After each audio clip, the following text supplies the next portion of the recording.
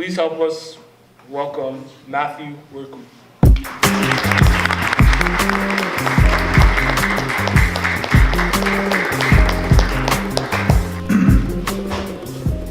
Imagine this.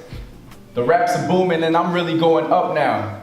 And people I ain't speak to approaching me like it's love now. Cause we from the same vicinity, I say, I'm busy. Then they catch the diss and turn it to a thing on some of this hood you ain't supposed to be the face. So cut it with this music, kid. Better know your place. For your mama get a call. But you don't even know my name. I don't need to know your life for it to be mine to take. Imagine this. Sunset and I'm still at Ryerson. Taking lessons learned from high school and applying it. I finish up and catch the southbound, the long way home. So when I arrive, ain't gotta wait for the 109. I'm on the bus. Text my mama so she watching when I'm off. As we approaching Blossom Field, I get to watching for them cars. The coast is clear, but still, I don't stand until it stops. And as I'm walking, mistaken identity. Bah, bah. What's going on, y'all?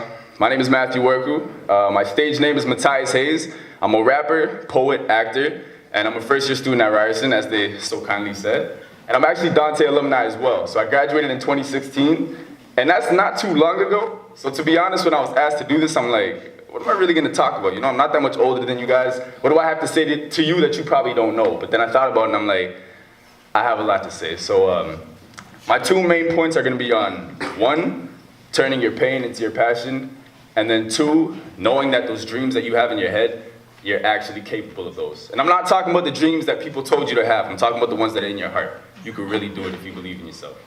So one, turn your pain into your passion. I'm not from the greatest of neighborhoods. And a lot of you might not be as well, but a lot of you are from these neighborhoods as well. So about 3 to 4 years ago, there was a shooting in my neighborhood. And it took the life of someone that was loved in the community. God bless his soul. Now after the shooting, my job was to find out what kind of car did the shooting. Because it's summertime, I'm a kid, I'm gonna be outside. So I need to know what I need to avoid. So I found out it was a black car, tinted windows. I'm like, okay, that's what I gotta stay away from.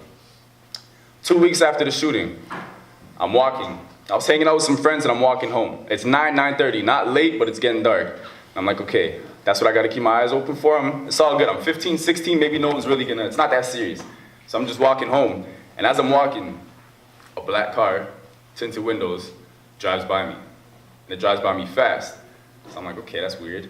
And then it stops at the top of the road. And I'm like, okay, this is really weird. But then I thought, you know, maybe it's just a family, maybe they'll get out, go into their house, it's nothing serious. So I kept walking. I passed the car, no one got out.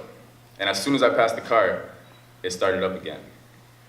And it started following me slowly, right behind me. And at that point in time, at 15, 16, I'm thinking, I'm about to get shot. This is where it's gonna end. So I keep walking.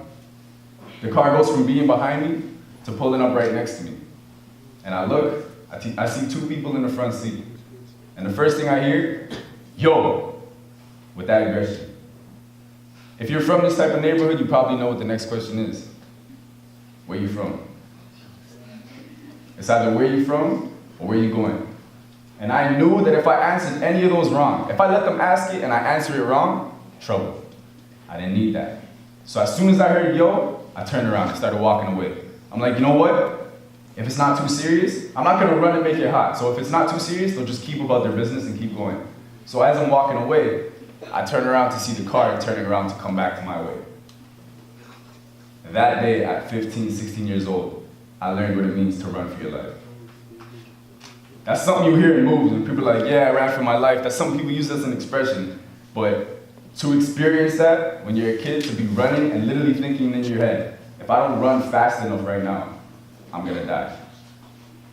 Privilege is not knowing that feeling.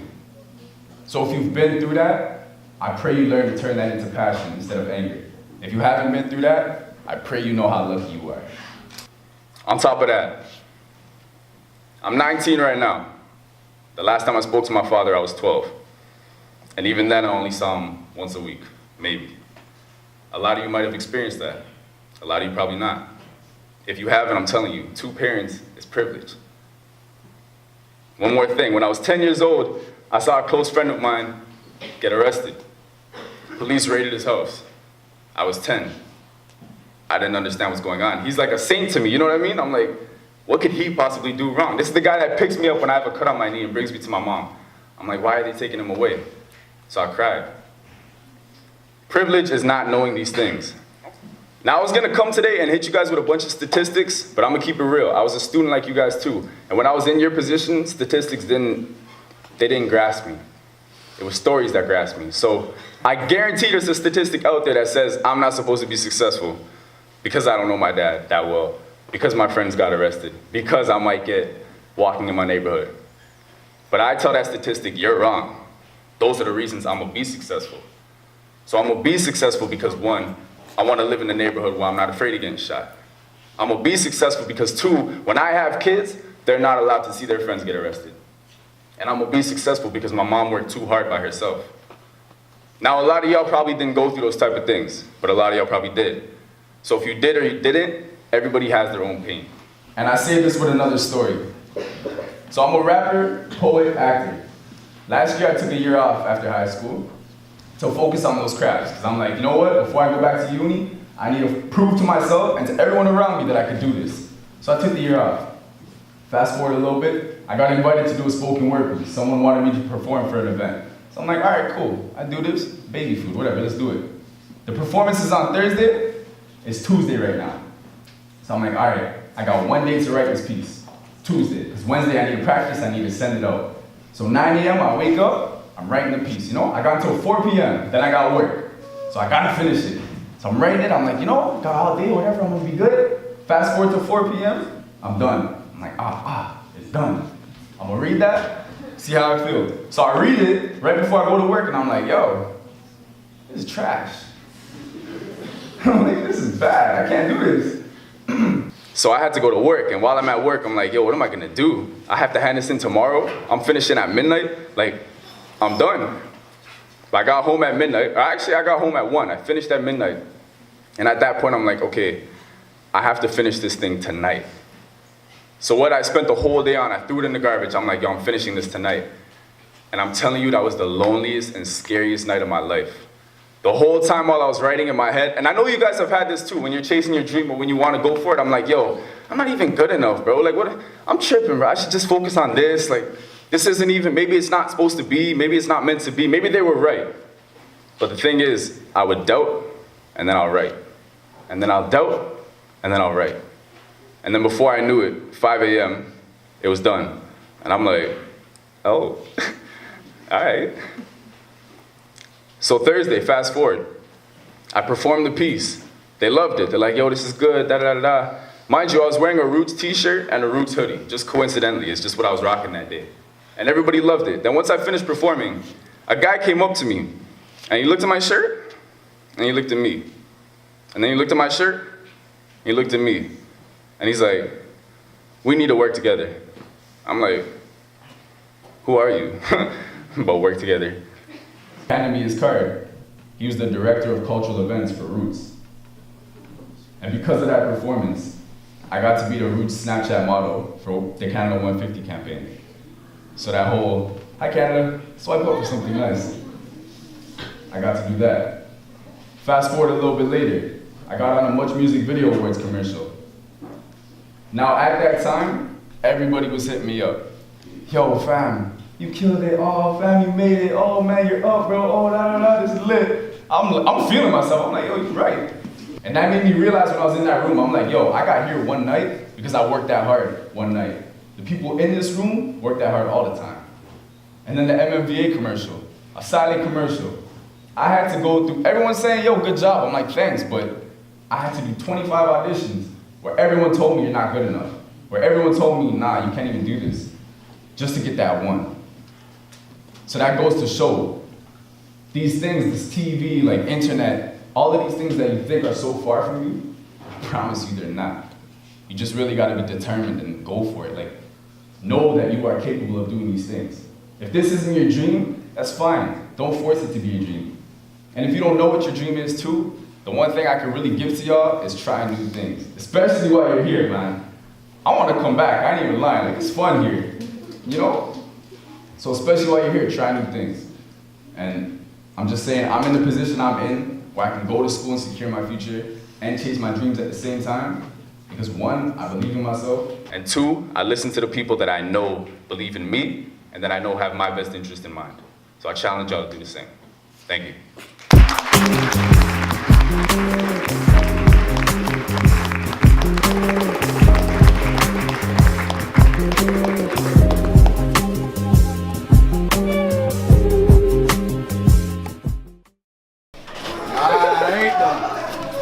That's what he always does. Hi, I'm Nicholas. And when you're just chilling and having fun with yourself, Not about you. Matthew always has to do something that always ruins my mood. You should do a roots bar. You should do a roots bar. Roots bar? Yeah, his back kitchen, man. No, I I mean, struggle so rough for the truth. They think I'm so deep only cause I'm rocking roots. or you can just be like, or you can just say, I wear roots. I don't even know my roots. I did that. But niggas be fake, spoof. I come through, scoop your girl, magic, poof. It's Fairly Odd Parents. Fairly odd parents. I'm fairly often scary. See, nigga, put your hand up. And it's like, get the fuck out. Black History Month, so everyone black, get the fuck out. It's like it's 5 kids. Just like, You did it. You know why I hesitated? I'm like, if I get it like this, that shit might hurt. Light skin in the block with a Glock. Yeah. Get your girl from the back, triple M, that's a trap. Okay. You're not even gonna introduce yourself? Be like, what? he's gonna put the Yabba dabba dee. he's gonna put, and that was Dante's Academy. No, that was Dante Alighieri. Imagine this. The raps are booming and I might say nigga by accident. Yeah, he's Black History Month.